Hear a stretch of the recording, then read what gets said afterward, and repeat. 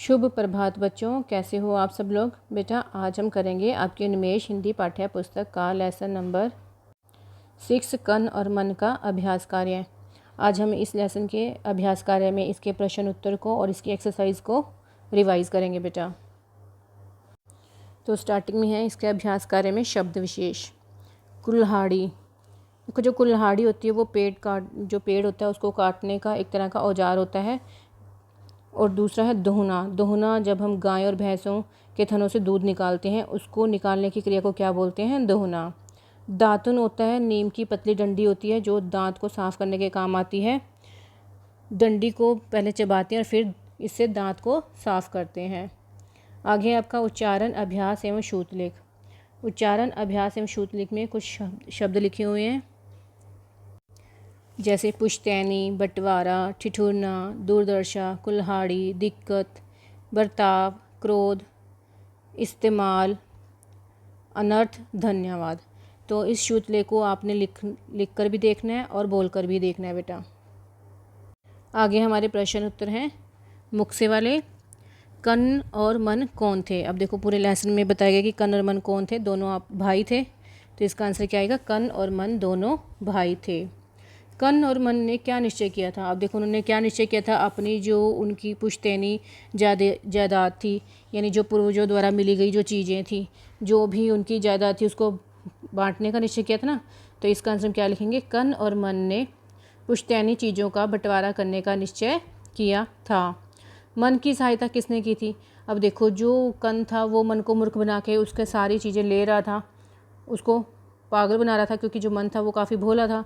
तो एक बुढ़िया ने उसको देखा तो उससे उसकी दुर्दशा देखी नहीं गई। तो फिर किसने सहायता की थी यहाँ पे, बुढ़िया ने, क्योंकि उसी ने सलाह दी थी ना मन को कि अगर तुम मेरी सलाह के अनुसार काम करोगे तो तुम्हारा जो बड़ा भाई है वो सुधर जाएगा।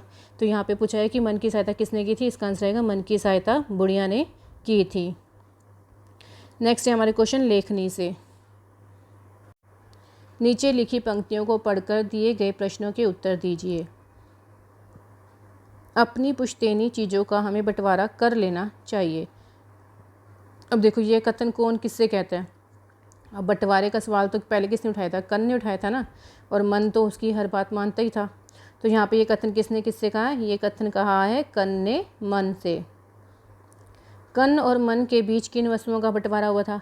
अब उनके बीच किन चीज़ों का बंटवारा था, एक तो रजाई का हुआ था, एक फलों के पेड़ों का हुआ था, और तीसरा किसका हुआ था, गाय का। तो इसका आंसर हम क्या लिखेंगे, कन्न और मन के बीच रजाई, फलों के पेड़ का और गाय का बंटवारा हुआ। इस बंटवारे में किसके साथ अन्याय हुआ था। अब इस बंटवारे में अन्याय किसके साथ हुआ था, मन के साथ ही हुआ था ना, क्योंकि जो कन्न था वो उसको क्या कर रहा था, मूर्ख बना रहा था।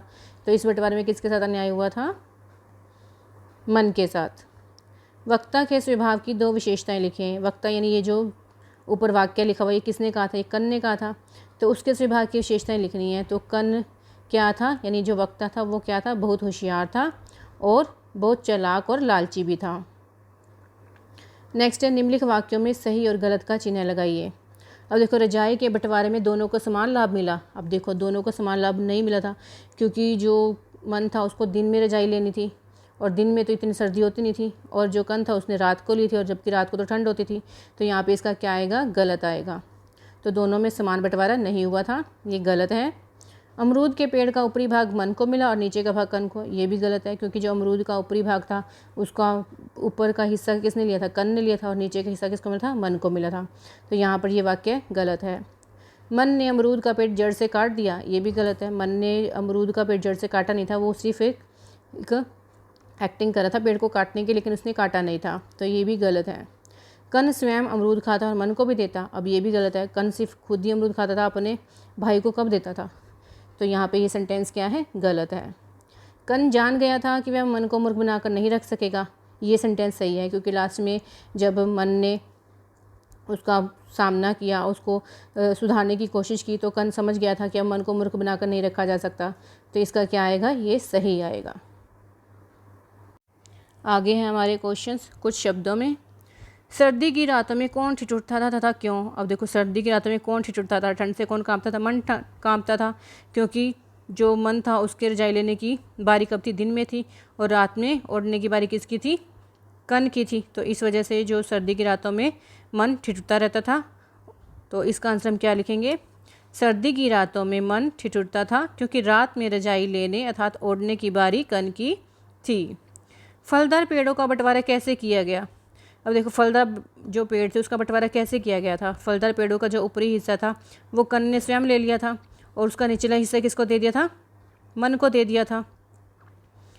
तो इसका आंसर हम क्या लिखेंगे? फलदार पेड़ों के निचले हिस्से को मन ने ले लिया और पेड़ों के ऊपरी हिस्से को कन ने लिया, क्योंकि जो कन था उसने क्या बड़ी चालाकी से मन को पेड़ों के निचले की हिस्से की जिम्मेवारी सौंप दी और आप खुद ऊपरी हिस्से की जिम्मेवारी ले ली।